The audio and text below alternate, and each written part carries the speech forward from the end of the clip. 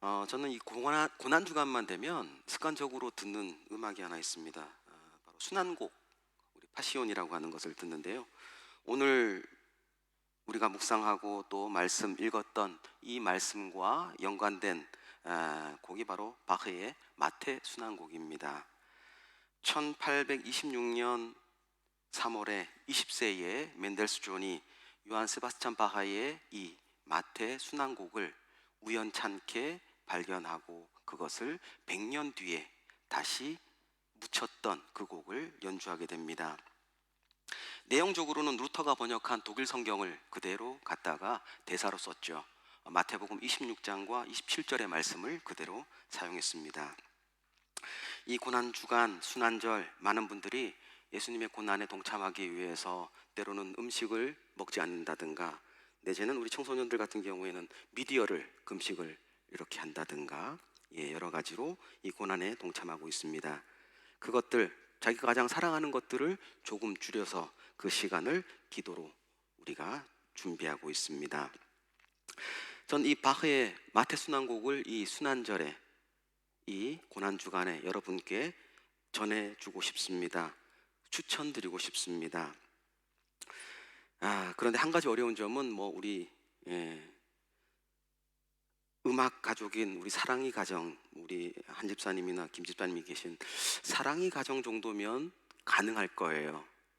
왜냐하면 이게 78곡으로 되어 있습니다. 한번 틀기 시작하면 3시간을 들어야 돼요. 이 마태 순환곡 정말 순환을 느끼는, 고난주간에 꼭 들어야 되는 곡입니다. 이렇게 음악을 우리가 잘 모르는 우리 집안에서는 사실 듣는 게 힘듭니다. 고난과 순환을 몸으로 제대로 느낄 수 있는 것이 이 마태 순환곡입니다. 그런데 이 감정적으로는, 육체적으로는 3시간 동안 순환곡을 듣는다는 게 힘들지만요, 감정적으로 봤을 때는 너무나 감동과 눈물을 흘릴 수밖에 없는 곳이 이 마태의 순환곡이었습니다. 그리고 이번 고난주간 오늘은 유다를 떠올려 봅니다. 누가 유다인가? 나는 유다인가? 라고 하는 질문입니다. 오늘 말씀을 통하여 나타난 유다, 즉 가룟 지역에 있었던 시몬의 아들 유다에 관한 이야기입니다. 이 유다를 통해서 우리는 오늘 우리의 삶을 돌아보고자 합니다. 마태복음 26장 14절에서 16절 말씀입니다. 이 말씀은 우리가 지금 읽었던 27장 3절에서 5절 말씀과 이어져 있는 연결된 말씀입니다. 즉 26장에서 예수님을 제사장에게 이렇게 은 30에 팔아 넘기는 이야기가 이어지고요, 오늘 읽었던 27장에는 그것을 후회하는 유다를 볼 수가 있습니다. 그리고 돌려주려고 하다가 자살을 하는 이야기죠. 그렇다면 가룟 유다는 왜 도대체 예수님을 판 것일까요? 몇 가지 생각할 수가 있는데, 하나는 예수님에 대한 감정적인 분노였을 겁니다. 가룟 유다는 잘 알듯이 예수님의 제자죠. 예수님을 따르고 그의 기적을 눈으로, 몸으로 느끼고 본 제자입니다. 따라다니면서 그는 기대가 컸을 겁니다. 역시 우리 예수님은 우리를 구원할 거야, 이 세상을 구원할 거야, 이 이스라엘을, 유대를 구원할 거야 라고 하는 희망이 있었을 겁니다. 그런데 3년 동안 따라다니다 보니까 그 희망은 점점점 실망으로 갔습니다. 자기가 갖춰놓은 예수님을 그 속 틀에다가 집어놓았습니다. 그 실망은 예수님에 대한 분노로 이어졌죠. 이 분노가 결정적인 계기가 됐을 겁니다. 그것은 예수님께서 식사 초대를 받아서 향유를 이렇게 머리에 붓는 그 사건에서 분노가 터져버립니다. 예수님께서 초대를 받고 300데나리온이나 되는 그 값진 향유를 머리에 부을 때 모든 제자들은 이야기합니다. 저 돈이면 가난한 이웃을 몇 명이나 도울 수가 있을 텐데 그거를 깨서 왜 그 머리에 발랐을까? 가룟 유다를 비롯해서 모든 제자들이 그렇게 이야기했습니다. 화가 나서 그는 예수님께 물었을 겁니다. 예수님, 가난한 사람을 생각하시죠? 그런데 예수님은 이렇게 말합니다. 그 여인에게 뭐라고 하지 말아라. 그는 나에게 좋은 일을 했다. 내 장사를 준비했어. 복음을 전하는 곳에 이 이야기를 기억할 수 있게 함께 전하라고 예수님은 말씀합니다. 여인을 두둔하는 이 모습을 본 가룟 유다는 더 복수심에 분노에 가득 찼습니다. 뿐만 아니라 제자들도 이 예수님을 이해할 수가 없었습니다. 또 한 가지, 이 분노와 더불어 예수님을 은 30에 팔 수 있었던 이유는 바로 돈에 대한 욕심이었을 겁니다. 요한복음 12장 6절 말씀을 보면 돈에 대한 욕심 때문에 예수님을 은 30에 팔았다라고 하는 이야기가 전해집니다. 그러면 은 30이라고 하는 것은 얼마의 값어치가 있을까요? 성경에 유다가 은 30에 예수님을 팔았다라고 표현됩니다. 다른 복음서에는 이 값어치를 이야기하지 않고 있지만 마태복음만 은 30이라고 표현합니다. 그런데 마태도 그 단위를 설명하지 않고 은 30으로만 표현합니다. 이것이 세겔인지 데나리온인지 이야기하지 않습니다. 세겔이라면 1,000만 원 상당이었을 거고요. 데나리온이었으면 1억 상당이었을 겁니다. 그러나 성경에서는 은 30으로 표현합니다. 그런데 구약 성경에 보면 그 예언자들의 예언과 출애굽의 레위기에 있었던 말씀 속에서 몸값을 측정할 때, 이 종의 몸값을 측정할 때 은 30세겔이라고 표현을 하죠. 그래서 이때 은 30은 예수님을 판 은 30은 30세겔일 거야 라고 해석합니다.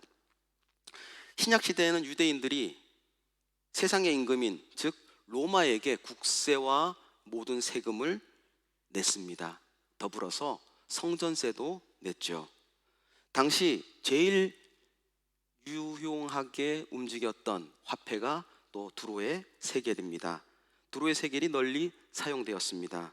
그런데 성전에서는 그 성전세로 이 두로의 세겔을 쓰지는 못합니다. 왜냐하면 형상을 만들지 말라라고 하신 말씀에 어긋납니다. 두로의 세겔에는 황제의 얼굴과 독수리가 담겨져 있습니다. 그래서 사람들은 성전에 가서 그것을 교환합니다. 얼굴이 없는, 독수리가 없는 유대의 동전으로 교환을 합니다. 그래서 그 성전이 시끄러웠습니다. 예수님께서 종려 주일, 종려가지를 흔들며 환영을 받으시면서 들어오고 또 그 와중에 예루살렘 성전으로 가셔서 이렇게 장사치가 되는 성전을 깨끗게 정결케 하십니다. 하나님의 전은 기도하는 전입니다.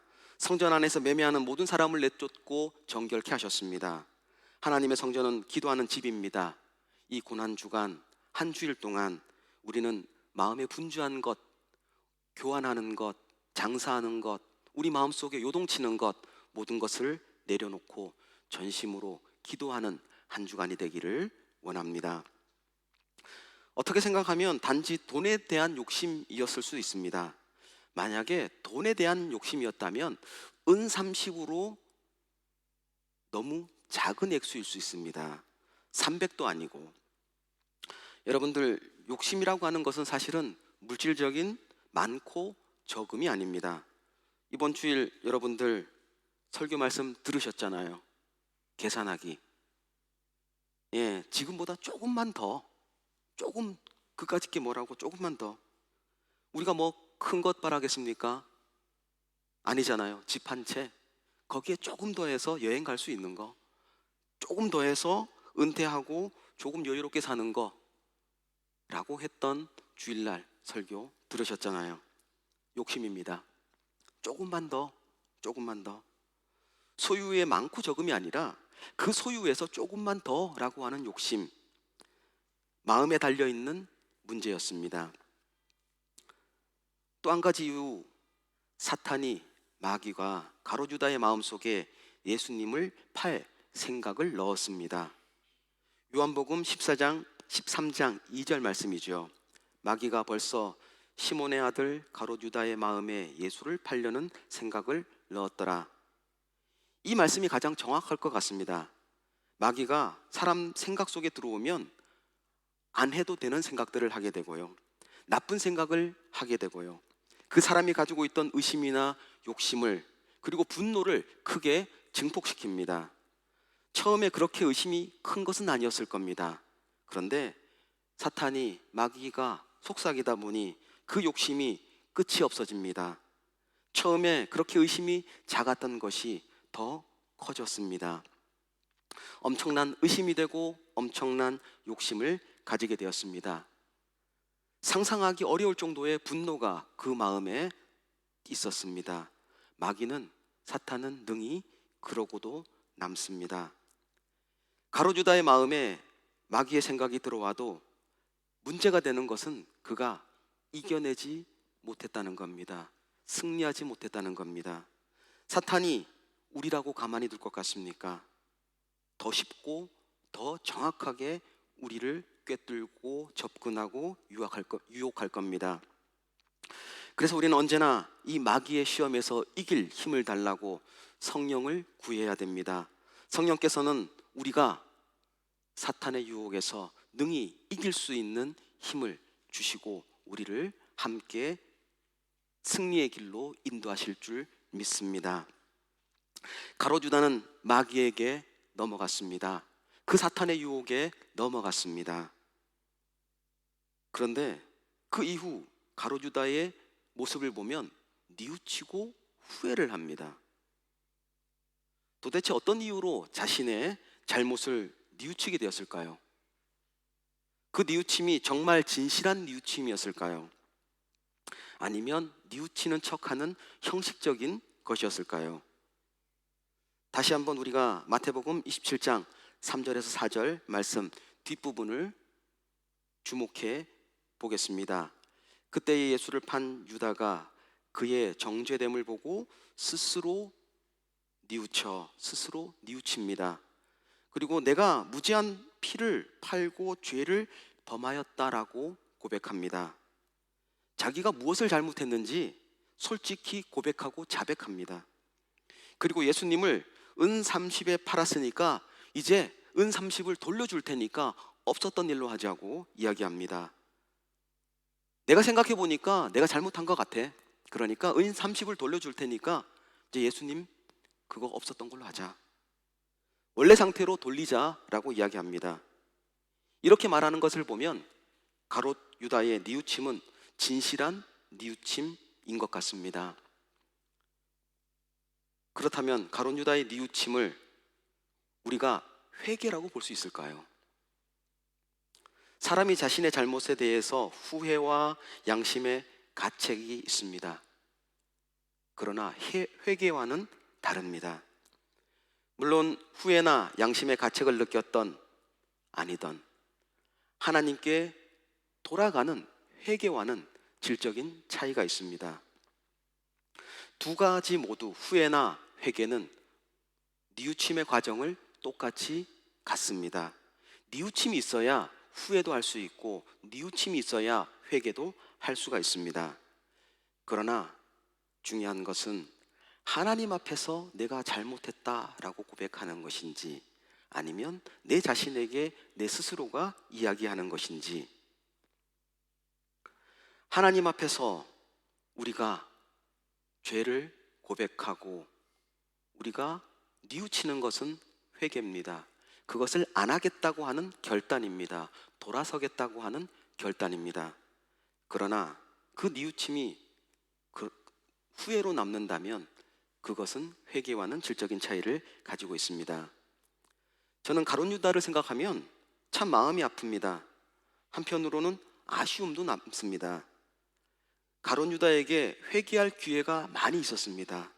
예수님께서는 회개할 기회를 여러 번 주셨습니다. 그때마다 회개하지 않았습니다. 돌아서지 않았습니다. 회개할 때를 놓쳤습니다. 결국 회개하지 못하고 그는 후회로 끝나버렸습니다. 이후 가롯 유다는 스스로 목숨을 끊습니다. 마태복음 27장 5절에 보면 유다가 은을 성소에 던져 넣어 물러서서 스스로 목매어 죽은지라. 이것은 그의 뉘우침은 회개가 아니라 그냥 후회였다라고 하는 이야기입니다. 자살에 관해서 신약에 한 번 나오는데요, 이 한 번 나오는 것이 바로 이 유다의 자살입니다. 그리고 이 가롯 유다의 자살은 오직 마태복음에만 나오고 있습니다. 가롯 유다는 은 30을 그리고 성전에 던지고 나갑니다. 그리고 자살을 했죠. 왜 자살을 했을까요? 예수를 판 일에 대한 굉장한 후회가 있었다는 겁니다. 죄 없는 예수를 그렇게 했다는 것에 대한 양심의 가책이 있었습니다. 그래서 언뜻 생각해 보면 자기가 한 일에 대해서 책임을 지는 것 같은 행동, 사람의 의의를 생각할 수가 있습니다. 그러나 이것은 너무나 잘못된 선택입니다. 생명이라고 하는 것은 하나님이 주신 것이기 때문입니다. 내 생명을 내 마음대로 한다는 것, 이것은 생명을 허락하시고 생명을 주신 주권자에 대한 침범의 행위입니다. 이것은 또 다른 범죄입니다. 세상 사람들이 가끔 자신의 일에 책임진다고 자살을 하거나 또 어떠한 일을 통해서 목숨을 끊는 일이 있습니다. 이것 또한 범죄입니다. 사람은 누구나 실수와 잘못을 합니다. 심지어 수제자라고 불렸던 베드로조차도 예수님을 모른다고 3번이나 부인하죠. 저주하고 맹세까지 합니다. 부인했습니다. 그런데 왜 우리는 이 베드로의 뉘우침과 유다의 가롯 유다의 뉘우침을 다르다라고 이야기할까요? 베드로는 크게 회개를 했습니다. 눈물을 흘리며 통회했습니다. 그렇지만 유다는 어떻습니까? 자신의 잘못을 깨달았지만 회개하지 않았습니다. 자살로 마감하는 씁쓸한 결말을 낳았습니다. 영국에서 유다의 얼굴이라고 하는 연극이 공연된 적이 있습니다. 내용은 누가 가롯 유다의 역할을 맡을 것인가 하며 가롯 유다의 역할을 찾는 이야기입니다. 사람들이 가롯 유다 역할을 하기 싫다고 거절을 했습니다. 결국 연극에 등장했던 모든 배우들이 한 목소리로 관객을 향해 외칩니다. 당신도 가롯 유다가 될 수 있습니다. 그렇습니다. 우리 주변에는 가롯 유다가 있습니다. 아니, 사탄 유혹에 넘어가는 내가 바로 유다일 수가 있습니다. 그런 가롯 유다가 우리들 마음속에도 있을 수 있습니다. 2000년 전 가롯 유다는 자신의 잘못을 알고 회개하지 않았습니다.